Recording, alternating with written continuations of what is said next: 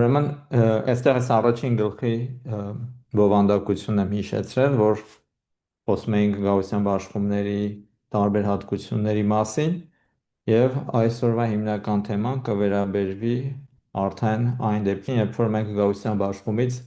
ընտրել ենք մեր նմուշը կամ ընտրանքը եւ ցանկանում ենք հասկանալ, թե այդ ընտրանքը ինչպիսի հատկություններ ունի։ Ուրեմն հատկապես կխոսենք էմպիրիկ միջինի, էմպիրիկ շեղման, ինչպես նաև կովարիացիոն եւ կորելացիայի մատրիցների մասին։ Ուրեմն նախորդ մասերի նման էլ այս մասերում հիմնականում կլինեն երևի հիշեցումներ, որոշ փաստերի, որոնք որ դուք նախկինում անցել եք։ Դրա համար համեմատաբար արագ կգնամ այդ տարբեր մասերի վրայով, բայց եթե ձեր մոտ հարցեր առաջանան, անպայման ինձ ընդհատեք ու հարցը տվեք։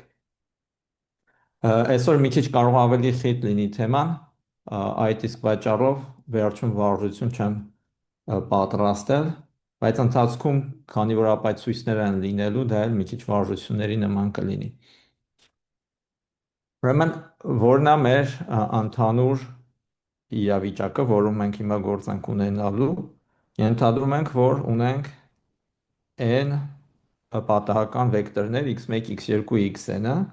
սրանք անվանում ենք նմուշ կամ անգլերեն sample, եւ հիմնականում կգրենք x-ին սենց ալիք IID beաստղանիշ, եթե x-ը բոլորը միմյանցից անկախ են, ունեն միատեսակ բաշխում եւ այս beաստղանիշը նրանցից յուրաքանչյուրի բաշխումն է։ Ինչը նշանակում, որ beաստղանիշը x-ի բաշխումն է, դա ուղղակի նշանակում է, որ եթե վերցնենք կամայական A չափելի բազմություն, հավանականությունը, որ x-ին արժեքներ կընդունի A բազմության մեջ, հավասար է beաստղանիշ I-ի։ Եվ այսինքն բաշխումը հիշեցնում եմ, որ դա ուղղակի հավանականային չափ է, որը փաստորեն նկարագրում է, թե x-ի պատահական մեծությունը ինչ հավանականությամբ է A բազմության մեջ արժեքներ ընդունում։ Հիմա, երբ որ ունենք այս x1, x2, xn-ը, կասենք, կսահմանենք էմպիրիկ միջին եւ էմպիրիկ բաշխում հետեւյալ ձևով, ուրեմն նախ եւ առաջ կանվանենք ներողություն, գույնը փոխեմ։ Ուրեմն էմպիրիկ միջինը ուղղակի կլինի միջին թվաբանականը, ուրեմն x1 եւ այլն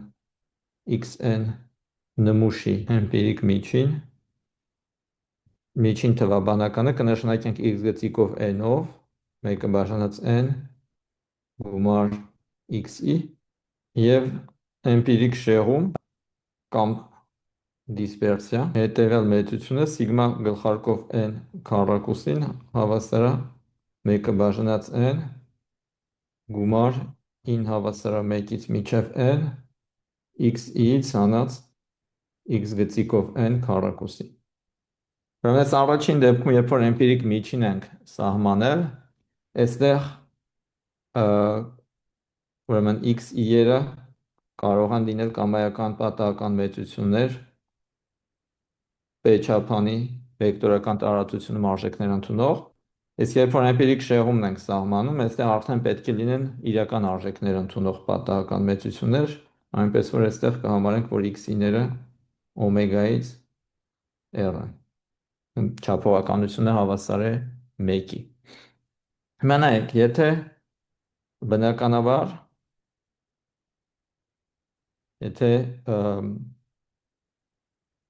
x-ը գաուսյան են, ասենք մյու միջինով եւ սիգմա քառակուսի դիսպերսիայով, ապա հասկանալի է, որ մեծ նմուշների դեպքում, այսինքն երբ որ չափսը n-ը բավականին մեծ է, այս x գծիկով n-ը կլինի մյու պարամետրի գնահատական, իսկ սիգմա գլխարկով n քառակուսին կլինի սիգմա քառակուսի գնահատական։ Մեզ հետաքրքրում է, թե այս գնահատականները ինչ հատկություններ ունեն։ Որոշ հատկություններ կան, որ բավականին պարզ են ու ես հիմա չեմ հիշեցնի, Դա այն հատկություններն են, որոնց համար Գaussian բաշխում ունենալս անհրաժեշտ չի, եւ դա այն հատկություններն են, որոնք բխում են մեծ թվերի օրենքից եւ կենտրոնական սահմանային թեորեմից։ Ուրեմն մեծ թվերի օրենքից հետևում է, որ միջին թվաբանականը կամ էմպիրիկ միջինը համարյա հավաստի զուգամիտում է μ-ի, իսկ էմպիրիկ դիսպերսիան համարյա հավաստի զուգամիտում է սիգմա քառակուսին։ Եվ այսինքն մենք consistency-ն կարող ենք դուրս բերել մեծ թվերի ուժեղացված օրենքից։ Քանի որ մեր պատահական մեծությունները x-երը այստեղ գաուսյան են, հետևաբար նրանք ունեն վերջավոր երկրորդ կարգի մոմենտ, ու երբ որ պատահական մեծությունը վերջավոր երկրորդ կարգի մոմենտ ունի, նրա համար կարող ենք կիրառել կենտրոնական սահմանային թեորեմ։ Կենտրոնական սահմանային թեորեմը կիրառելով էլ կարող ենք ցույց տալ, որ եթե վերցնենք էմպիրիկ միջինը, նրանից հանենք ճշմարիտ միջինը, այսինքն μ-ն, ու բազմապատկենք քառակուսի արմատ n-ով, ապա մեծ n-երի համար ստացված պատահական մեծությունը կունենա մոտավորապես գաուսյան բաշխում։ Բայց սա ուրեմն կլինի ընդամենը մոտավորապես, դա կլինի սահմանային հատկություն կամ հաճախ ասում են ասիմպտոտիկ հատկություն, եւ այդ ասիմպտոտիկ հատկությունը մի փոքր թերություն ունի, որ եթե միայն այդ հատկությանը նայենք, հաճախ չենք կարող հասկանալ, թե ինչ չափսից սկսած այդ գաուսյան մոտարկումը կարող է ուժի մեջ մտնել։ Իսկ երբ այդ գաուսյան բաշխումը, գաուսյան մոտարկումը հնարավոր կիրառել պրակտիկայում առանց վախենալու, որ այդ մոտարկումը կարող է ինչ-որ մեծ սխալանք ունենա եւ հետեւաբար ճշգրիտ չլինել։ Հիմա եթե մի քիչ ավելի խորացված գիտելիքներ ունեք, այդտեղ կա Բերի-Էսենի թեորեմ, որը որ նկարագրում է, թե ինչ արագությամբ է կենտրոնական սահմանային թեորեմում զուգամիտությունը տեղի ունենում կամայական վերջավոր երրորդ կարգի մոմենտ ունեցող պատահական մեծությունների համար, բայց մենք հիմա այդ ուղղությամբ չենք գնա, մենք հիմա մի քիչ ավելի պարզ բան կդիտարկենք, թե եթե կամայական պատահական վեկտորներ չենք դիտարկում, այլ հենց գաուսյան բաշխում ունեցող պատահական վեկտորներ ենք դիտարկում, ինչ է տեղի ունենում այդ ժամանակ։ Ու կտեսնենք, որ այդ ժամանակ իրականում ամեն ինչ շատ ավելի պարզ է, կենտրոնական սահմանային թեորեմ կիրառելու կարիք չկա։ Իմիջիայլոց ես շեշտում եմ հիմա կենտրոնական սահմանային թեորեմ կիրառելու կարիք չկա։ Ինչու եմ շեշտում, որովհետև ես ձեզ այս շաբաթ տնային աշխատանք կտամ եւ մոտավորապես մի 10 օր կտամ, որպեսզի դուք տանը կատարեք եւ ինձ ուղարկեք։ Նախորդ տարիներին նմանատիպ խնդիրներ էի տալիս ուսանողներին եւ տեսնում էի, որ որոշ տետրերի մեջ, որոշ պատասխանների մեջ հետո ուսանողները ասում էին կենտրոնական սահմանային թեորեմի հետևանքով տեղի ունի հետևյալը։ Բայց գործ ունեին ի սկզբանե գաուսյան պատահական մեծությունների հետ միմյանցից անկախ։ Ես բնականաբար դրա համար մի քանի միավոր իջեցնում էի, որովհետև երբ որ ինչ-որ մի պնդում ենք անում, կարևոր է ասել, թե այդ պնդումը ինչից է հետևում, եւ եթե ասում ենք կենտրոնական սահմանային թեորեմից է հետևում, այդ դեպքում պետք է զուգամիտություն հետևի։ Իսկ եթե պնդում ենք, որ ինչ-որ մի պատահական մեծության բաշխումը հավասար է գաուսյան բաշխման, այլ ոչ թե ձգտում է գաուսյան բաշխման, դա չի կարող հետևել կենտրոնական սահմանային թեորեմից։ Լավ, հիմա ինչա տեղի ունենում գաուսյան բաշխում ունեցող պատահական մեծությունների դեպքում, այսինքն երբ որ մեր սկզբնական նմուշը հենց գաուսյան բաշխումից է գալիս, այդ դեպքում հետևյալ թեորեմն է ճիշտ։ Եկեք ձևակերպենք, հետո միասին փորձենք թեորեմը ապացուցել։ Ուրեմն թեորեմը ասում է հետևյալ, եկեք հիշեցնենք, որպեսզի հստակ լինի, որ x1 xn-ը մենք ենթադրում ենք, եկեք այսպես որ ընդհանուր գրենք, այսպես IIDN թող լինեն հիմա p չափանի μ միջինով եւ ինչ որ մեծատար սիգմա կովարիացիոն մատրիցով։ Այդ դեպքում առաջին պնդումը հետևյալն է, որ միջին թվաբանականը կամ էմպիրիկ միջինը նույնպես կունենա P չափանի գաուսյան բաշխում, նրա միջինը հավասար կլինի μ-ի, իսկ կովարիացիոն մատրիցը հավասար կլինի 1/3 անգամ սիգմայի։ Եվ սա ճիշտ է կամայական չափողականության դեպքում։ Երկրորդ պնդումը կվերաբերվի էմպիրիկ շեղմանը, այս դեպքում կընդհանրենք, որ P-ն հավասար է 1-ի, չափողականությունը հավասար է 1-ի,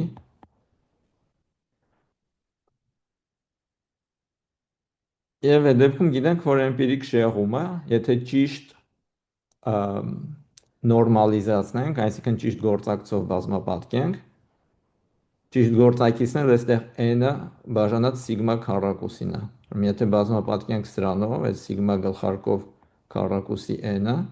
արդյունքում կստանանք մի նոր պատահական մեծություն, որը ունի խ քառակուսի բաշխում n-1 ազատության աստիճանով։ Եվ վերջապես շատ հետաքրքիր եւ առաջին հայացքից զարմանալի պնդումը երրորդ պնդումն է, որը որ ասում է, որ այս x գծիկով n-ը, այսինքն էմպիրիկ միջինը անկախ է սիգմա գլխարկով n քառակուսուց։ Էմպիրիկ միջինն ու էմպիրիկ շեղումը միմյանցից անկախ են։ Ուրեմն սա բավականին հետաքրքիր արդյունք է, ինչի ասեցի առաջին հայացքից կարող է զարմանալի թվալ, որովհետև էմպիրիկ միջինը հաշվել ենք x1, x2, xn պատահական մեծությունների հիման վրա։ Էմպիրիկ շեղումը նույն պատահական մեծությունների հիման վրա ենք հաշվել։ Այսինքն ստացվում է, ոնց որ նույն պատահականությունը երկու տարբեր ձևերով օգտագործել ենք եւ արդյունքում ստացել ենք երկու նոր պատահական մեծություններ, որոնք միմյանցից անկախ են։ Իհարկե սա ոչ մի բանին չի հակասում, նենց որ ոչ մի պարադոքս չկա, բայց ամենայն դեպս միշտ առաջին անգամ, երբ որ տեսնում են ուսանողները, ես ինքս առաջին անգամ որ տեսել էի, բավականին հետաքրքրվել էի, եւ առաջին հայացքից մի քիչ զարմանալի էր թվացել, անպայման ցանկություններ մոտս առաջացել ապացույցը տեսնել եւ հասկանալ ինչու է այդպես։ Առաջ ընկնելով ասեմ, որ հիմնական պատճառը, այսինքն ես իրականում բավականաչափ նախապատրաստել էի ձեզ էլի այս արդյունքին նախորդ դասախոսությունների ժամանակ շեշտադրումը կատարելով նրա վրա, որ եթե ունենք գաուսյան պատահական վեկտոր, որը ունի համասեռ կովարիացիոն մատրից, այդ գաուսյան պատահական վեկտորը եթե պրոյեկտենք միմյանց ուղղահայաց երկու գծային ենթատարածությունների վրա, կստանանք երկու նոր պատահական վեկտոր, որոնք կլինեն միմյանցից անկախ։ Այս թեորեմի երրորդ կետում հենց այդ հատկությունն է օգտագործվում, որպեսզի ցույց տրվի, որ էմպիրիկ միջինն ու էմպիրիկ շեղումը միմյանցից անկախ են։ Եկեք հիմա հերթով այս երեք պնդումները ապացուցենք, սկսենք առաջինից։ Ուզում ենք ցույց տալ, որ x գծիկով n-ը ունի գաուսյան բաշխում, դրա համար եկեք այս x գծիկով n-ը գրենք այսպես, գրենք, ուրեմն եկեք այստեղ գրենք x1 տրանսպոնացված եւ այլն xn չլավ, կներեք մտածեմ, լավ եկեք սենց գրենք, սա կլինի ինչ չափսի մատրից, x1 տրանսպոնացվածը կլինի մեկ անգամ p չափսին, հենց որ սա կլինի n անգամ p,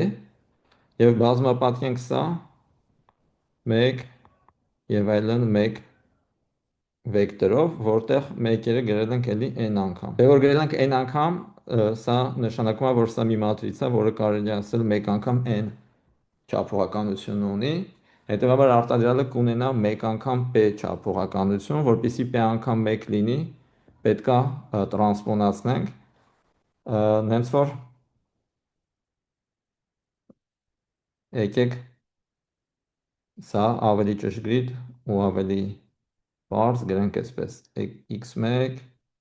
եւ այլն xn, ուրեմն սա արդեն կլինի p անգամ n չափանի եւ բազմապատկած, ասենց գրենք 1n, հա 1n վեկտորը, որը որ n չափանի վեկտոր է, որի բոլոր կոորդինատները հավասար են 1-ի։ Մենք ինչ ենք ստանում, ստանում ենք, որ այս x գծիկով n-ը գաուսյան պատահական վեկտորի գծային ձևափոխությունն է։ Դա լավ, կներեք, եկեք որպեսզի ավելորդ բարդություններից խուսափենք, այս ինչ որ գրել եմ ամեն ինչը ճիշտ է եւ կարելի է հենց այս ձևով էլ շարունակել, բայց եկեք մի քիչ բարձրացնելու համար ապացույցի մեջ ենթադրենք, որ չափողականությունը հավասար է 1-ի։ Եթե ձեր մոտ հարցեր առաջանան, թե ընդհանուր p-ի դեպքում ինչպես է ապացուցում, հետո ինձ այդ հարցը տվեք, ես ես արագ կբացատրեմ։ Բայց եթե ենթադրենք, որ p-ն հավասար է 1-ի, այդ դեպքում միջին թվաբանական է x գծիկով n-ը ստացվում է ուղղակի 1/3 անգամ 1-ով վեկտոր անգամ x1 եւ այլն xn։ Հիմա նայեք, մենք գիտենք, որ x-երը գաուսյան են եւ միմյանցից անկախ։ Հետևաբար գոյություն ուներ թեորեմ, որ եթե ունենք միմյանցից անկախ գաուսյան պատահական վեկտորներ, այդ վեկտորները եթե կպցնենք միմյանց եւ ստեղծենք մի նոր վեկտոր, որը կլինի ավելի մեծ չափողականության, այդ մեծ վեկտորը նույնպես կունենա գաուսյան բաշխում։ Ուրեմն այստեղից հետևում է, որ x1 եւ այլն xn պատահական վեկտորը ունի գաուսյան բաշխում արդեն n չափանի, այս պատահական վեկտորի միջինը կլինի μ եւ այլն μ, իսկ կովարիացիոն մատրիցը կլինի սիգմա քառակուսի անգամ միավոր մատրից։ Չէ, որտեղ իրանք միմյանցից անկախ են, դրա համար կովարիացիաները կլինեն 0, իսկ անկյունագծի վրա կլինի դիսպերսիաները, որոնք սիգմա քառակուսիներն էին։ Հիմա քանի որ այս վեկտորը ունի համատեղ գաուսյան բաշխում, այստեղից էլ կհետևի, որ 1/3 անգամ այս 1n տրանսպոնացված անգամ x1 եւ այլն xn-ը եւս ունի գաուսյան բաշխում։ Ով կարող է ասել, սա ինչից է հետևում։ Աֆինական ձևափոխություն։ Այո, սա հետևում է նրանից, որ այստեղ ուղղակի աֆինական ձևափոխության մեկ մասնավոր դեպք է, գծային ձևափոխություն է։ Դե քանի որ ունի գաուսյան բաշխում, այստեղից ստացանք, որ x գծիկով n-ը ունի գաուսյան բաշխում։ Մյուս կողմից մենք կարող ենք հաշվել x գծիկով n-ի միջինն ու դիսպերսիան։ Պարզա, որ x գծիկով n-ի միջինը, քանի որ միջինը իրենից ներկայացնում է additiv ֆունկցիոնալ, սա կլինի 1/3 գումար 9 հավասար է 1-ից n մատսպասում է x-ի, x-ի մատսպասումը գիտենք, որ հավասար է μ-ին, հենց որ այստեղ ստանում ենք 1/3 գումար μ, 9 հավասար է 1-ից n, սա էլ հենց տալիս է μ։ Մյուս կողմից, եթե հաշվենք դիսպերսիան x գծիկով n-ի, սա հավասար է 1 բաժանած n քառակուսի,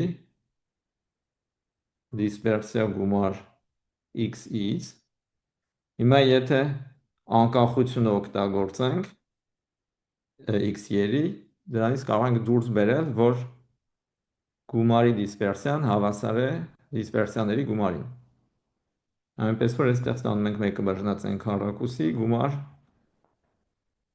դիսպերսիա x-ի, Այս դիսպերսիա x-ինը գիտենք, որ հավասար է սիգմա քառակուսու։ Գումարելիների քանակը հավասար է n-ի, հետևաբար այստեղ ուղղակի ստանում ենք սիգմա քառակուսի բաժանած n։ Ուրեմն ստացանք, որ x գծիկով n-ը ունի գաուսյան բաշխում և x գծիկով n-ի միջինը հավասար էր μ-ի, միջինը հավասար է μ-ի, դիսպերսիան հավասար է սիգմա քառակուսի n։ Ուրեմն այս երեք պնդումները համադրելով դուրս ենք բերում, որ x գծիկով n-ը ոչ միայն գաուսյան բաշխում ունի, այլ նաև այդ գաուսյան բաշխման պարամետրները μ և սիգմա քառակուսի n-ն են։ Կան հարցեր այս ապացույցի վերաբերյալ։ Լավ, ապացույցի վերաբերյալ հարցեր չկան, բայց այդ դեպքում ես Մի ձեզ հարց մեկ կլինի, հարց ես տամ։ Հա, իհարկե։ Մենք սկսեցինք մի քիչ ավելի ընդհանուր դեպքից, եթե ես ճիշտ հասկացա, որ x-երը p չափանի էին։ Ուզում եի հարցնել, թեորեմը տենց էական կփոխվեր, կամ ապացույցը էական կփոխվեր, եթե տենց էլ շարունակեինք, էլի կոպիտ ասած։ Հետաքրքիր է, որ երբ որ մի քիչ սպասեցի ու ոչ ոք հարց չտվեց, ես հենց այդ հարցն էի ուզում ձեզ տալ, ուզում էի հարցնել, ինչ որ մեկը կարող է գուշակել կամ տենց ինչ որ լավ մտքեր ունենալ, լավ կամ վատ, այսինքն դա հետո կերևա, մտքեր ունենալ նրա մասին, թե ինչպես կարող ենք նույն ապացույցը անցկացնել այն դեպքում, երբ որ p չափանի են x-երը։ Դե երևի միջինները իրանք էլ իրանցից վեկտորներ կկազմեն, եթե ամեն մեկը նորմալ է բաշխված, եթե ես ճիշտ հասկացա։ Հա, այսինքն եթե նայենք x գծիկով n վեկտորի կոորդինատները, ճիշտ է, այդ x-n գծիկով վեկտորի կոորդինատներից յուրաքանչյուրը այս մեր արդեն ապացույցածից կհետևի, որ ունի գաուսյան բաշխում միջափանի։ Դա ճիշտ է, բայց դա մի քիչ ավելի թույլ պնդում է, քան այն ինչ որ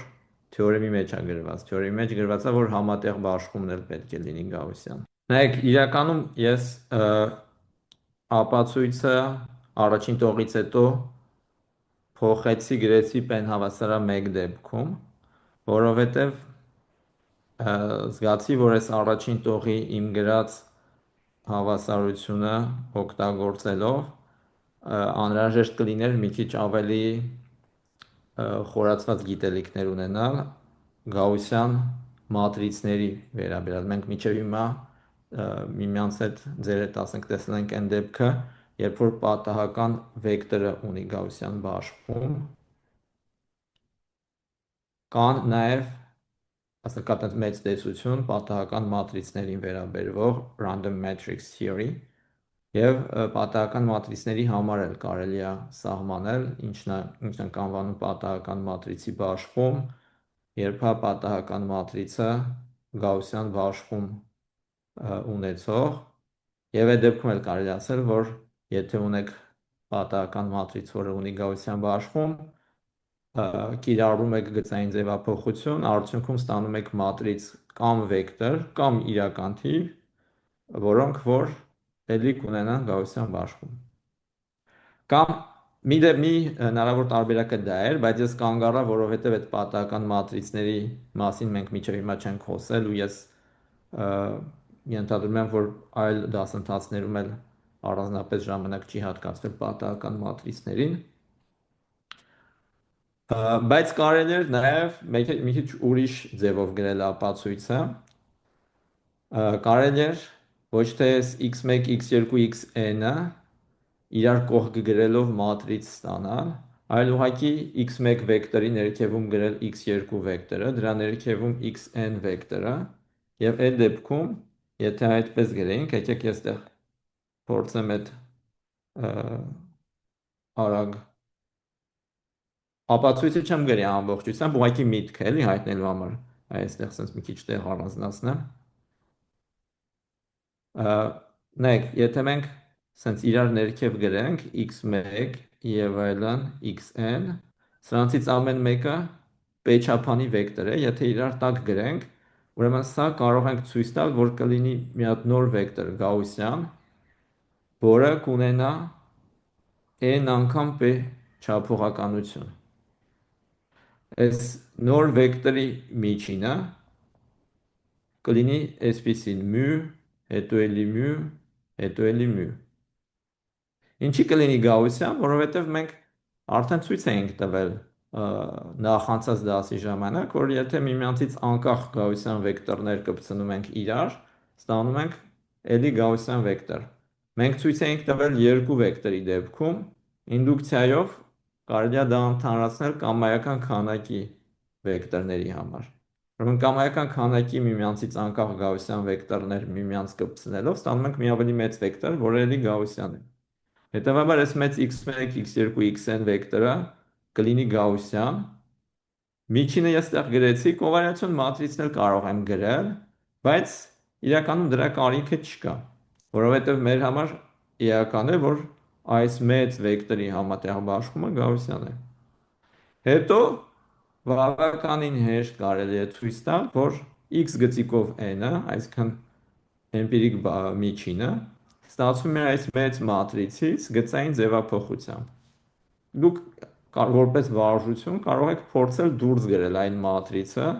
որով որ պետք է բազմապատկվի այս մեծ վեկտորը, որպեսզի ստանանք էմպիրիկ միջինը։ Այսինքն ես պնդում եմ, որ այս x գծիկով n-ը կարելի է գրել որպես B մատրից անգամ x1 եւ այլն xn։ Վարժություն գտնել ինչ է հավասար այս B մատրիցը։ Եվ քանի որ գիտենք, որ այս մեծ վեկտորը գաուսյան բաշխում ունի, գիտենք, որ x գծիկով n-ը այս մեծ վեկտորի գծային ձևափոխությունն է, դրանից դուրս ենք բերում, որ x գծիկով n-ը եւս կունենա գաուսյան բաշխում։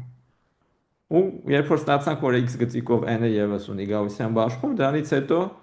արդեն կարող ենք այս արդեն գրված ապացույցը լրիվ նույնությամբ կրկնել։ Կհաշվենք x գծիկով n-ի միջինը, լրիվ նույն հաշվարկի արդյունքում կստանանք μ։ Կհաշվենք x գծիկով n-ի կովարիացիոն մատրիցը, էլի լրիվ նույն հաշվարկի արդյունքում կստանանք մեծատար սիգման բաժանած n-ի։ Ու արդեն դրանից դուրս կբերենք, որ x գծիկով n-ը ունի p չափանի գաուսյան բաշխում μ միջինով եւ մեծատար սիգման բաժանած n կովարիացիոն մատրիցով։ Լավ, եթե հարցեր չկան, անցնենք ուրեմն երկրորդ մասի ապացույցին, թեորեմի երկրորդ պնդման ապացույցին։ Մի բան հարցնեմ, էլի։ Երևի NP-ն NP չափանի մատրիցա B-ն, որ ոնց որ P հատ օրինակ 1 է, հետո P-1 հատ 0, հետո նորից 1, հետո նորից այդքան 0, չէ։ Այո, այո։ Ու պետքա բաժանվի n-ի հետո այդ ամբողջը։ Հա, բաժանենք n-ի վրա, հա։ Հա, իրականում նույնիսկ կարող եք, լավ, քանի որ հարցը տվեցիք, ու այսինքն պատասխանը իրականում տվեցիք, ես եկեք ստեղ բան անեմ, միջդալ հստակեցնեմ, ուրեմն նայեք, այս x1 xn-ը ասեցինք ինքը կլինի 1 անգամ np չափանի, չէ՞։ Այս b-ն պետքա քանի չափանի լինի, պետքա լինի p անգամ np չափանի, ճիշտ է։ Ու p անգամ np չափանի կարող եք ցույց տալ ուրեմն, որ այս b-ն պետքա այսպես գրվի 1/3, ու հետո ստեղ գրում եք միավոր մատրից, էլի միավոր մատրից եւ այլն, էլի միավոր մատրից։ Ուրեմն այս միավոր մատրիցների քանակը կլինի n հատ։ Եվ ամեն մեկը կլինի p չափանի, p անգամ p չափանի միավոր մատրից։ Սա հենց ձեր ասած մատրիցն է, էլի, որ ասենք առաջի տողում կլինի 1, հետո p-1 հատ 0, հետո էլի 1, հետո էլի p-1 հատ 0, հետո էլի 1 եւ այլն։ Երկրորդ տողում կլինի 0, 1, հետո էլի p-1 հատ 0, էլի 1 եւ այլն։ Եկեք հիմա անցնենք այս երկրորդ պնդման ապացույցին։ Երկրորդ պնդման համար ավելի հարմար է, որ մենք սկզբից մեր պատահական մեծությունները կենտրոնացնենք եւ նորմալիզացնենք, այսինքն ստանդարտիզացնենք։ Դրա համար եկեք նշանակենք CE-ով X-ից հանածմու բաժանած սիգմա պատահական մեծությունները։ Հասկանալի է, որ սա անելով մենք կստանանք նոր պատահական մեծություններ, xi1 եւ այլն xn, որոնք էլի կլինեն միմյանցից անկախ, գաղության բաշխում կունենան, բայց այս անգամ գաղության բաշխումը կլինի ստանդարտ, այսինքն 0 եւ 1 պարամետրներով, ինչը որ շատ հարմար է, որովհետեւ եթե հիշում եք, մեր նպատակն է ցույց տալ, որ ինչ որ պատահական մեծություն ունի խի քառակուսի բաշխում, իսկ խի քառակուսի բաշխումը մենք գիտենք, որ սահմանվում է որպես միմյանցից անկախ ստանդարտ գաղության բաշխում ունեցող պատահական մեծությունների քառակուսիների գումար։ Այնց որ ստանդարտ գաղության բաշխմանը բերելը այստեղ շատ կարևոր է։ Լավ, հիմա սա անելուց հետո ինչ ենք կարող նկատել։ Կարող ենք նկատել, որ սիգմա գլխարկով քառակուսի n-ը, եթե բաժանենք սիգմա քառակուսի, սա կարող են գրել այսպես, 1 բաժանած n գումար 9 հավասարը 1-ից n, այս սիգմա քառակուսին կարող ենք մտցնել ներս, այստեղ գրել x-ին բաժանած սիգմա, հանած x գծիկով n-ը բաժանած սիգմա, սրա քառակուսի։ Այստեղ էլ փակագծի ներսում կարող ենք անել մյու և գումարել մյու, եկեք ես նենց մանրակրկիտ դա չգրեմ, ստեղ ուրեմն հանած մյու, գումարած մյու եթե ներսում անենք, արդյունքում կստանանք հենց մեր քսիի պատահական մեծությունը, եկեք ավելի ճշգրիտ գրեմ, սրանք բաժանած սիգմային։ Եթե սա անենք, արդյունքում հենց կստանանք մեր քսիի պատահական մեծությունները, հենց որ սա լրիվ նույնն է, ինչ որ այստեղ գրենք գումար 9 հավասար է 1-ից n, և այստեղ գրենք քսիից հանած քսիի միջին, և այդ ամեն ինչի քառակուսի։ Այսպես։ Որտեղ ես քսի գծիկով n-ը, արդեն քսի1, քսի2, քսին պատահական մեծությունների էմպիրիկ միջինն է։ Հիմա այստեղ եկեք մի փոքր մատրիցային հաշվարկ անենք։ Նայեք, նախ եւ առաջ գիտենք, որ դիսպերսիայի համար կա երկու բանաձև, եկեք հիմա երկրորդ բանաձևը այստեղ գրենք, որ սա նույնն է, ինչ որ քսի քառակուսի հանած 1 բաժանած n, չէ, կներեք, այստեղ արդեն 1 բաժանած չնես, լավ, թողանք այս 1 բաժանած n-ը, այսպես կգրենք 1 բաժանած n, այստեղ էլ գումար քսի քառակուսի։ Այս առաջին գումարը կարող ենք գրել այսպես, գրել 1 բաժանած n, քսի վեկտոր տրանսպոնացված անգամ n չափանի միավոր մատրից անգամ էլի քսի վեկտոր։ Այս երկրորդը, եկեք այս 1/9-ը դուրս անենք, թող լինի 1 բաժանած n քառակուսի, և այստեղ կարող ենք գրել այսպես, գրել 1n տրանսպոնացված անգամ էլի քսի վեկտոր և սրա քառակուսի։ Այս 1n տրանսպոնացվածը, որ գրել եմ, դա ուղղակի n չափանի վեկտոր է, որի բոլոր կոորդինատները հավասար են 1-ի։ Հիմա այս մի վեկտորն էլ քառակուսիով, որ այստեղ գրված է, բնականաբար կարող ենք գրել հետևյալ ձևով, կարող ենք գրել քսի տրանսպոնացված 1n-րդ, ներողություն, 1 ինդեքս n, այստեղ էլ 1 ինդեքս n տրանսպոնացված անգամ քսի։ Եվ այս մեջի գրածը ինքը կլինի n անգամ n չափանի մատրից, որի բոլոր կոորդինատները հավասար են 1-ի։ Մեզ արդյունքում այս ամեն ինչը, երբ որ միացնենք,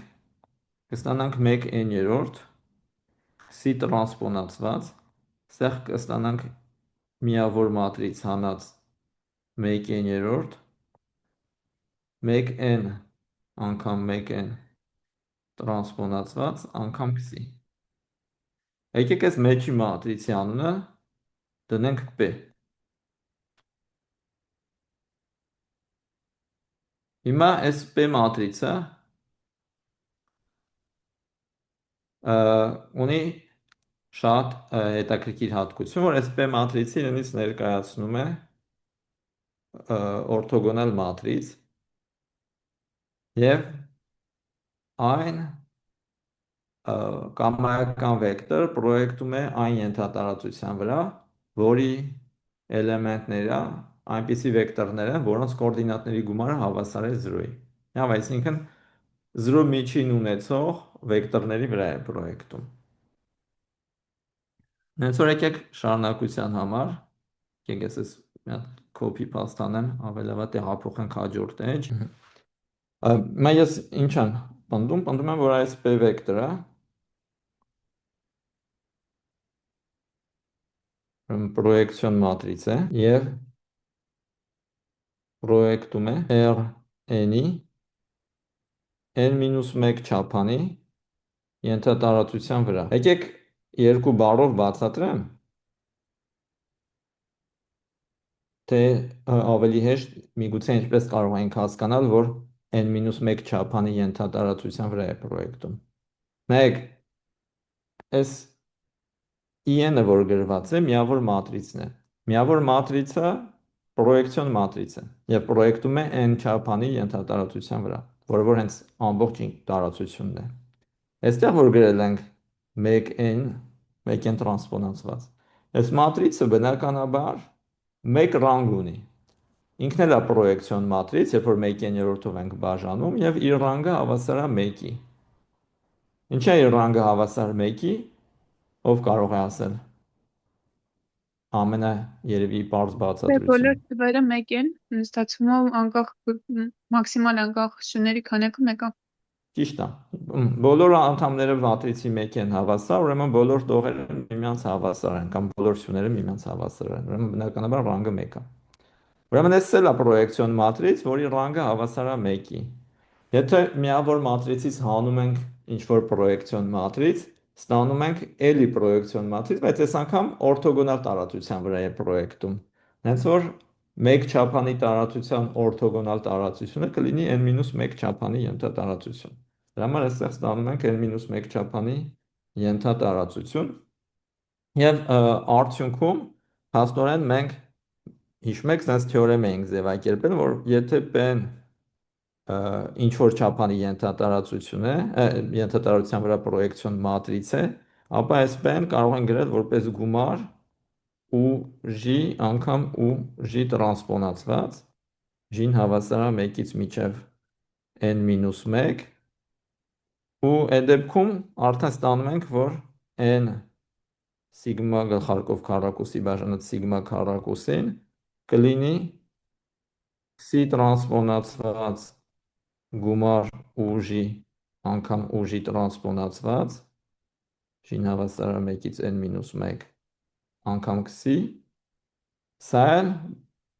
հեշտ կարելի է ցույց տալ, որ ստացվում է G-ն հավասար է 1-ից n-1 և այստեղ ուժի տրանսպոնացված անգամ xi քառակուսի։ Եվ նախորդ դասերի ժամանակ ցույց ենք տվել, որ այս պատահական մեծությունները միմյանցից անկախ են և ունեն ստանդարտ գաղության բաշխում։ Հետևաբար ստացվեց, որ մեզ հետաքրքրող պատահական մեծությունը, որը որ այս հավասարության ձախ կողմում է գրված, կարելի է ներկայացնել որպես գումար քառակուսիների, որտեղ որ ամեն մի գումար էլի ստանդարտ գաղության բաշխում ունեցող վեկտորի, ստանդարտ գաղության բաշխում ունեցող պատահական մեծության քառակուսի է, և գումարները միմյանցից անկախ են։ Այս ամեն ինչից հետևում է, որ n անգամ սիգմա գլխարկով քառակուսի բաժանած սիգմա քառակուսին կունենա xi քառակուսի n-1 բաշխում։ Ուրեմն սրանով էլ երկրորդ պնդումը ապացուցվեց, մնաց երրորդ պնդումը, ու այն ինչ որ մենք արդեն արեցինք այս երկրորդ պնդումը ապացուցելու համար, հենց իրականում հող նախապատրաստեց երրորդ պնդման ապացույցի համար։ Ինչու՞, որովհետև նայեք,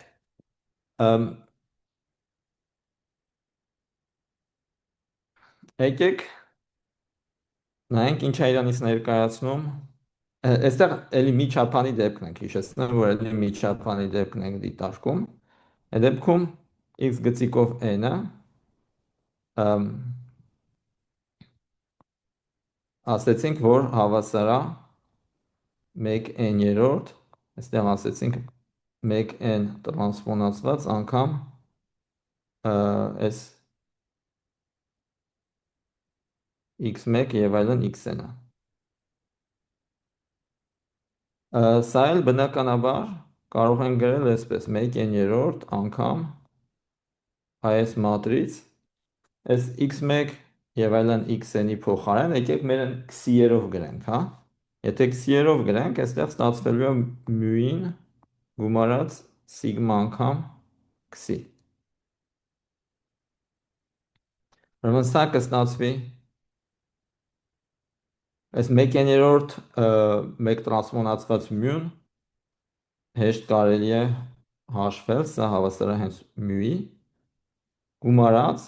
այստեղ կստանանք սիգման բաժանած n անգամ 1n տրանսպոնացված անգամ քսի։ Հիմա սա էլ եկեք այստեղ մի քիչ տարբեր ձևերով կարելի է այս ամեն ինչին մոտենալ։ Եկեք սա էլ այսպես գրենք սա էլ հավասար է μ-ին գումարած, այստեղ կփորձենք հեսա մի քիչ ճշտել, թե ինչ է կատարվում։ Նայեք, եթե այստեղ գրենք 1n անգամ 1n տրանսպոնացված քսի, ու այստեղ էլ գրել 1n տրանսպոնացված։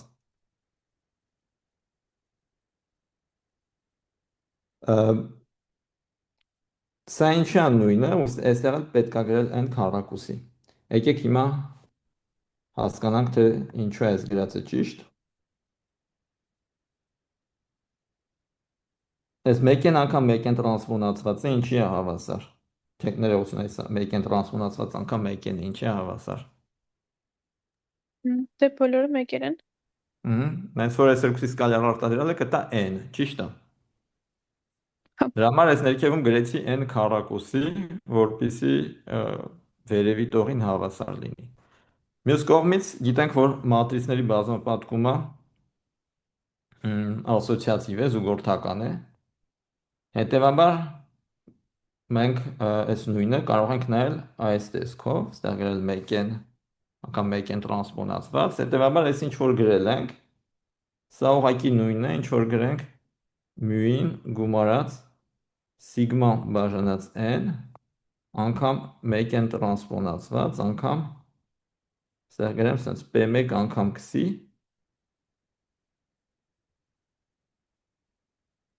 որտեղ այս p1-ը այս մատրիցն է 1n-երորդ 1n անգամ 1n տրանսպոնացված։ Ու մի քիչ առաջ բացատրությունների մեջ ես ասացի, որ այս մատրիցը պրոյեկցիոն մատրից է։ Ասեցի միջափանի տարածության վրա է պրոյեկտում։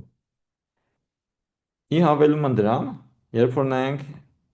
p անգամ p1-ը, p-ն ես վերևում էինք սահմանել, տեսեք, p-ն այստեղ էր սահմանված, այս մատրիցը p-ն էր։ Եկեք դե գրենք հիմա p1 անգամ p-ն ինչի է հավասար, ուրեմն այստեղ ունենում ենք միավոր մատրից հանած 1n-երորդ 1n 1n տրանսպոնացված անգամ p1, սա նույնն է ինչ որ գրենք միավոր մատրից հանած p1 անգամ p1, սա նույնն է ինչ որ գրենք p1 հանած p1 քառակուսի, Բայց քանի որ P1-ը իրենից ներկայացնում է պրոյեկցիոն մատրից, այն պետք է լինի իդեմպոտենտ։ Ուրեմն P1 քառակուսին պետք է հավասար լինի P1-ի։ Ուրեմն այստեղ ստանում ենք ուղղակի 0։ Այսինքն P1-ը եւ P-ն միմյանց ուղղահայաց, միմյանց օրթոգոնալ պրոյեկցիոն մատրիցներ են։ Մենք ունեինք թեորեմ, որը որ ասում էր, որ եթե ունենք միմյանց ուղղահայաց մատրիցներ, պրոյեկցիոն մատրիցներ եւ գաուսյան վեկտոր, որը ունի P-չափանի ստանդարտ գաուսյան բաշխում, ապա պրոյեկտելով այդ P-չափանի վեկտորը այդ երկու պրոյեկցիոն մատրիցների միջոցով կստանանք երկու նոր պատահական վեկտորներ, որոնք որ կլինեն միմյանցից անկախ։ Ուրեմն այստեղ փաստորեն մենք կարող ենք պնդել, որ P1 անգամ քսին կլինի անկախ P անգամ քսից։ Սրանից էլ կարող ենք դուրս բերել, որ եթե P1 անգամ քսին ոչ պատահական ձևով մենք ձևափոխենք եւ P անգամ քսին ինչ որ մեկ այլ ոչ պատահական ձևով ձևափոխենք,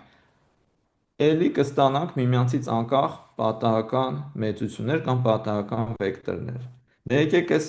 P1 անգամ քսի ձևափոխությունը թող լինի սա, μ-ին գումարած սիգմա բաժանած n, 1-ն տրանսպոնացված անգամ P1 քսի, սա փաստորեն անկախ կլինի P անգամ քսի նորմի քառակուսուց։ Այս մեկը, որ գրել էինք, դա ուղղակի x գծիկով n-ն է, իսկ ես P անգամ քսի նորմի քառակուսին մի քիչ առաջ ցույց տվեցինք, որ հավասար է n անգամ սիգմա գլխարկով n քառակուսի բաժանած սիգմա քառակուսու։ Ուրեմն այս ամեն ինչից է ստացվում է, որ x գծիկով n-ը պետք է ուղղահայաց լինի, պետք է օրթոգոնալ լինի, ներողություն, սիգմա գլխարկով n քառակուսու։ Ու սրանով արդեն մեր երրորդ պնդումն էլ ապացուցվեց։ Ուրեմն որ ամփոփենք, այս գրելով միգուցե մի քիչ երկար թված կամ մի քիչ բարդ թված, բայց իրականում ամբողջ էությունը ապացույցի ուղղակի կայանում է նրանում, որ միջին թվաբանականը ստանում ենք x1, x2, xn վեկտորը պրոյեկտելով այն ուղղի վրա, որը որ փաստորեն հանդիսանում է n չափանի տարածության կիսորդը։ Իսկ էմպիրիկ շեղումը հաշվելու համար մենք նույն վեկտորը պրոյեկտում ենք այդ կիսորդին ուղղահայաց ենթատարածության վրա։ Եվ քանի որ այդ պրոյեկցիաները լինում են միմյանցից անկախ, հետևաբար ամեն մեկի վրա տարբեր հաշվարկներ անելով էլի ստանում ենք միմյանցից անկախ պատահական մեծություններ, պատահական վեկտորներ։ Հարց կա սրա հետ կապված։ Մի բան էլի ինձ թվում է վերջին ասեմ, քիչ լավ չընկալեցի։ Մենք պետքա ցույց տայինք, որ P անգամ P1-ը, որտեղ P-ն նետարտահայտությունն է,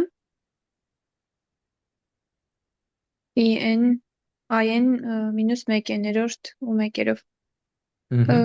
Դրանից հետո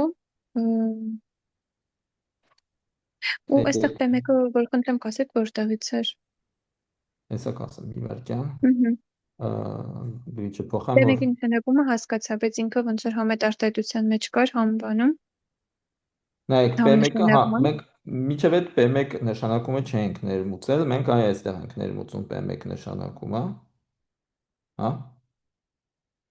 Որ ասում ենք P1-ը թող լինի սա։ Յա։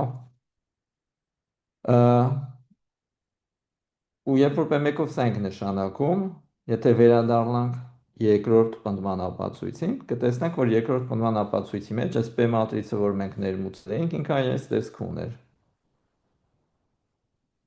Ու հասնան այս P մատրիցի մեջ P1-ը մասնակցում էր, ուղղակի մենք այդ նշանակումը չենք օգտագործել մինչ այդ, բայց հիմա օգտագործենք, էլի։ Ու նշանակելով այդ ուղղակի նշանակումը օգտագործելով մենք փոխարինում ենք այս երկրորդ մասը, այս մասը, գիտենք, որ P1-ն է ուղղակի սա, փոխարինում ենք այստեղ գրում ենք P1։ Բարձ չի ասածս։ Հա, այդ հասկացա։ Դրանից հետո ասում ենք ոնց որ ցանկացած քսի վեկտորի վրա կիրառելով, էլի անկախ կստացվեն։ Չէ, ցանկացած քսի չի։ Այստեղ ցանկացած Դա քսի չի, քսին ստանդարտ է, նորմալի համար ենք գրել։ հա, քսին է այն քսին է, որ միջև հետ ներմուծել էինք ու ասել էինք, որ քսի կոորդինատները միմյանցից անկախ ստանդարտ գաղության պատահական մեծություններ են։ Ու այստեղ մենք թեորեմ ունենք, էլի նախորդ դասի ժամանակ ապացուցած, որ եթե ունենք երկու պրոյեկցիոն մատրիցներ, ասենք P եւ P1, եւ քսին ստանդարտ գաղության վեկտորը,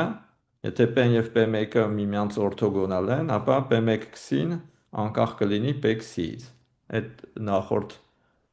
դասի հիմնական թեորեմն էր։ Դե եթե այս երկուսը իրարից անկախ են, հետեւաբար այս երկուսն էլ են իրարից անկախ լինում։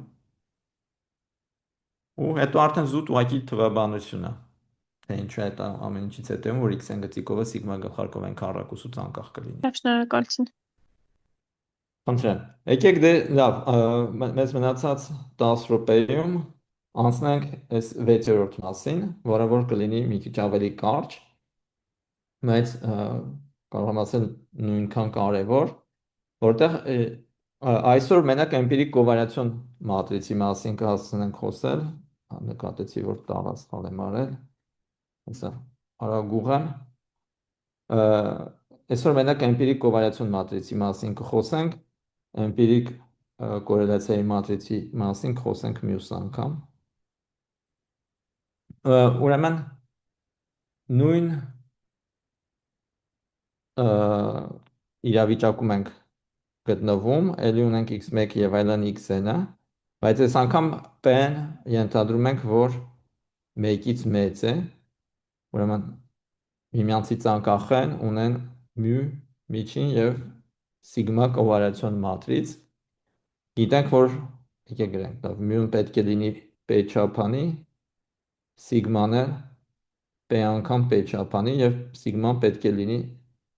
ոչ բացասական որոշյալ կամ կիսադրական որոշյալ։ Այդ դեպքում սահմանումը հետևյալն էր էմպիրիկ կովարիացիոն մատրիցի սիգմա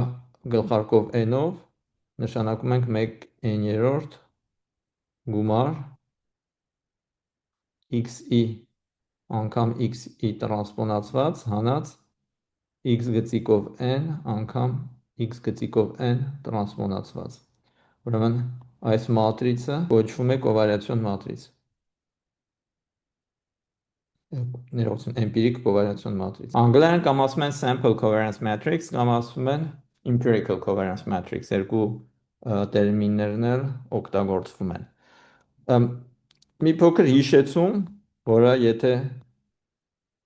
լավ չեք հիշում, կարող եք փորձել ինքներդ արագ դուրս բերել, բավականին պարզ հաշվարկ է, որ այս նույն սիգմա գլխարկով n-ը կարող է նաև հաշվվել հետևյալ բանաձևով, էլի գումար 1-ից մինչև n, ու այստեղ ուղղակի գրել xi-ից հանած x գծիկով n անգամ xi-ից հանած x գծիկով n տրանսպոնացված։ Ու բնականաբար սրանից նաև հետևում է, որ եթե վերցնենք կամայական u վեկտոր ու հաշվենք u տրանսպոնացված սիգմա գլխարկով n անգամ u-ն, սա կտա 1/n գումար 9 հավասարը 1-ից n, այստեղ կստանանք x-ից հանած x գծիկով n տրանսպոնացված անգամ u, այս ամբողջի քառակուսի։ Այսինքն սա կլինի մեծ կամ հավասարը 0 կամայական u վեկտորի համար, որը որ r-ը։ Ուրեմն սրանից նաև հետևում է, որ էմպիրիկ կովարիացիոն մատրիցը կիսադրական որոշյալ է։ Սա բավականին լավ հատկություն է, որովհետև էմպիրիկ կովարիացիոն մատրիցը օգտագործվում է սկզբի իսկական կովարիացիոն մատրիցը, ճշմարիտ կովարիացիոն մատրիցը գնահատելու համար։ Գիտենք, որ ճշմարիտ կովարիացիոն մատրիցը իրենից ներկայացնում է ոչ բացասական որոշյալ կովարիացիոն մատրից,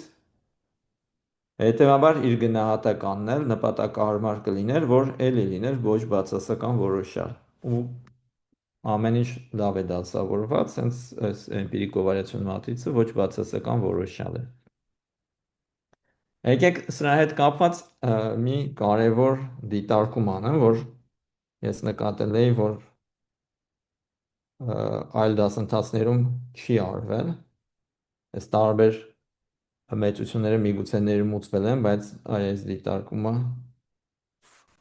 հաճախ չի արվել հասկանալի պատճառներով։ Նայեք, մենք սահմանեցինք էմպիրիկ միջին, էմպիրիկ շեղում, էմպիրիկ կովարիացիոն մատրից։ Մենք գիտենք նաև, որ կամայական պատահական մեծության համար կա մատսպասում, կա կովարիացիոն մատրից, այդ նույն գաղափարները ոնց որ գոյություն ունեն։ Իրականում հիմա դիտարկումը կայանում է հետևյալում, որ այս էմպիրիկ բաշխումը, էմպիրիկ կովարիացիոն մատրիցը, կամ հետո կտեսնենք էմպիրիկ կորելացիան, իրենք էլ մի կոնկրետ բաշխման, մատսպասումը եւ կովարիացիոն մատրիցն են։ Ուրեմն ինչպես է դա տեղի ունենում։ Նայեք, եկեք նշանակենք P գլխարկով n-ով հետևյալ բաշխումը։ Այս P գլխարկով n-ը կամայական A բազմության համար թող լինի 1/3 գումար բնութագրիչ ֆունկցիան A բազմության x-ի կետում։ Այսինքն սա նույնն է, որ գրենք այստեղ հզորությունը այն բազմության, որ x-ին պատկանում է a-ին,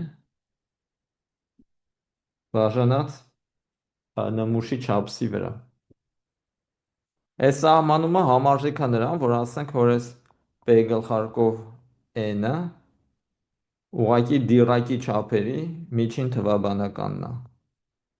9 հավասար 1-ից n եւ այստեղ գրենք դիռակի չափ x-ի կետում։ Դիռակի չափը հիշում եք, չէ՞, սա մի չափ է, որը կամայական բազմության համար չափը կամ հավասար է 0-ի կամ 1-ի, հավասար է 0-ի, եթե կետը չի պատկանում բազմությանը, հավասար է 1-ի, եթե կետը պատկանում է։ Այսինքն կոնկրետ այստեղ x-ի կետը կամ պատկանում է բազմության, այդ դեպքում բազմության չափը հավասար է 1-ի, կամ չի պատկանում, այդ դեպքում բազմության չափը հավասար է 0-ի։ Ուրեմն այս P գլխարկով n-ը կոչվում է էմպիրիկ բաշխում։ Անգլերեն հենց այդպես էլ ասում են empirical distribution։ Ու քանի որ սա էմպիրիկ բաշխումն է, հետևաբար եթե մենք նայենք ինչի հավասար ինտեգրալ x P գլխարկով n dx-ը, այստեղ այս ինտեգրալը պետք է հասկանալ Լեբեգի իմաստով, եղավ, սա Ռիմանի ինտեգրալը չի, սա Լեբեգի ինտեգրալն է։ Կամայական ինտեգրալի ֆունկցիայի համար կարելի է սահմանել իր Լեբեգի ինտեգրալ տրված չափի նկատմամբ։ Այստեղ չափը այս P գլխարկով n-ն է։ Շատ հեշտ է ցույց տալ, որ այս P գլխարկով n-ը այս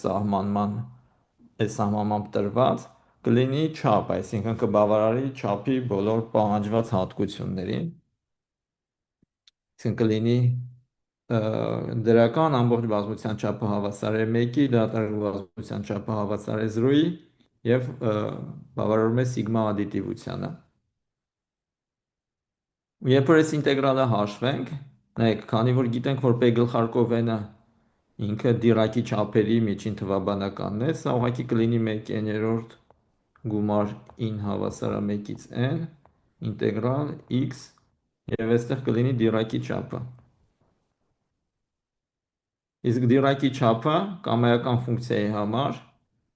հետևյալ հատկություն ունի, եթե ինչ-որ f(x) ֆունկցիան ինտեգրում ենք դիռակի չափի նկատմամբ a կետում, ինչ ենք ստանում, ով կարող է ասել։ Ստանում ենք f-ի արժեքը a կետում։ Լավ։ Ուրեմն այստեղ ուղղակի, քանի որ մեր f ֆունկցիան f(x)-ը հավասար է x ֆունկցիան, այստեղ ստանում ենք ուղղակի 1/3 գումար x-ի։ Այսինքն x գծիկով n։ Ուրեմն այս հաշվարկը ուղղակի ցույց տվեց, որ էմպիրիկ միջինը դա մատսպասումն է էմպիրիկ բաշխման նկատմամբ։ Նույն տիպի հաշվարկով տեսնում ենք, որ եթե հաշվենք ոչ թե x-ը, այլ x քառակուսի ինտեգրալը, սա հավասար կլինի 1/3 գումար x-ի քառակուսում։ Այսինքն այս երկուսը, որ համատեղ ենք, կարող ենք տեսնել, որ սիգմա գլխարկով n քառակուսին է, կամ եկեք արդեն կարելի է նույնիսկ մեծատար սիգմայով գրել, կամ ասենք այստեղ գրել ինտեգրալ x անգամ x տրանսպոնացված է, եթե p գլխարկով n dx-ով գրենք, սա կստանանք 1/3 գումար x-ի անգամ x-ի տրանսպոնացված։ Այսինքն, եթե մենք հիմա հաշվենք էմպիրիկ կովարիացիոն մատրիցը, կարող ենք տեսնել, որ դա կստացվի էմպիրիկ բաշխման նկատմամբ կովարիացիոն մատրից։ Այսինքն սիգմա գլխարկով n-ը, սա ուղղակի կլինի ինտեգրալ x անգամ x տրանսպոնացված p գլխարկով n dx հանած ինտեգրալ x p գլխարկով n dx անգամ ինտեգրալ x p գլխարկով n dx։ Այսինքն, կոպիտ ասած, էմպիրիկ բաշխումը ինչ է իրանից ներկայացնում։ Էմպիրիկ բաշխումը իրանից ներկայացնում է հետևյալ պատահական մեծության բաշխում։ Ենթադրենք մենք դիտարկել ենք n վեկտոր, մենք ներմուծում ենք մի նոր պատահականություն, որը որ ասում է, որ մենք այդ n վեկտորներից ամեն մեկը պատահականորեն ընտրում ենք 1/n-րդ հավանականությամբ։ Ամեն մեկը 1/n-րդ հավանականությամբ ընտրելով ստանում ենք մի նոր պատահական վեկտոր, որի բաշխումը հենց էմպիրիկ բաշխումն է։ Եվ այդ նոր պատահական վեկտորի միջինը լինում է էմպիրիկ միջինը, իսկ կովարիացիոն մատրիցը լինում է էմպիրիկ կովարիացիոն մատրիցը։ Էմպիրիկ շեղումը, ասացինք, միայն սահմանվում է միջափանի դեպքում, չէ, r-ի վրա։ Այո, այո։ Կան այս ընդհանրացում, որ օրինակ դե այդ x-ի մինուս xn միջինի քառակուսինա կարող գրենք նորմ ինչ-որ մի ձև ու տես միջինացնենք, վեկտորների համար ընդհանրացնենք, էլի։ Հա, իհարկե, նայեք, այս սիգմա գլխարկով n-ը, որ սահմանեցինք, եթե նայենք դա մյուս դասն էի ուզում ասել, բայց կարող եմ ասել, եթե նայենք սենց բան, այս սիգմա գլխարկով n-ի հետքը, սա իրանից հենց կներկայացնի 1/3 գումար x-ի հանած x գլխարկով n քառակուսին։ Այսինքն այդ n մեծությունը, որ դուք ասեցիք, դա հաճախ անվանում են total variation կամ global variance, global empirical variance, դա ուղղակի էմպիրիկ կովարիացիոն մատրիցի հետքին է հավասար։